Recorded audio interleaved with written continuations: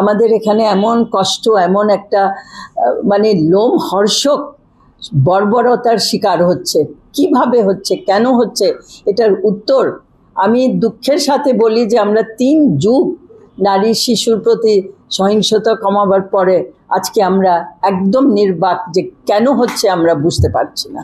একটা বলা হয় বিচারহীনতার কারণ, অবশ্যই এটা একটা বিচারহীনতা, যেখানে আপনারা জানেন, পত্রিকায় দেখেছেন যে শিশু ধর্ষণের কনভিকশন রেট 1-এর নিচে। শিশু ধর্ষণ, অন্য সব রকমের ক্রাইম যেটাকে বলে সেটার রেট হলো 28%।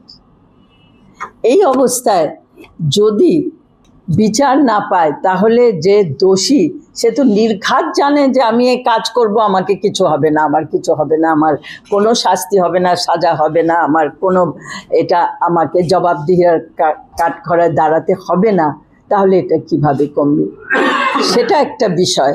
আরেকটা বিষয় হলো সামাজিক যে অবক্ষয়, যে আমরা কোনো রকমের সামাজিক যে বন্ধন, যেটাকে বলে সোশ্যাল ফ্যাব্রিক, একদম নষ্ট হয়ে গেছে।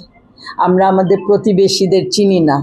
আমরা রাস্তায় হাঁটলে একজন বিপদ পড়লে, বিপদে আমরা তাকে আর সাহায্য করি না। আমরা কেমন যেন হয়ে গেছি। এমন এমন ডিগ্রেডেশন, মরাল ডিগ্রেডেশন, এমন আমাদের মূল্যবোধের অবক্ষয়, এটা কিভাবে হলো আমাদেরকে অনেক গভীরভাবে কিন্তু চিন্তা করতে হবে। এটা জানতে হবে যে শুধু পুলিশ, থানা শাস্তি দিয়ে এমন এমন ধর্ষণের একটা খেলা এটা থামবে না। আমাদেরকে চিন্তা করতে হবে সবাইকে মিলে যে কোথায় আমরা যাচ্ছি, আমাদের সমাজ কোন দিকে যাচ্ছে।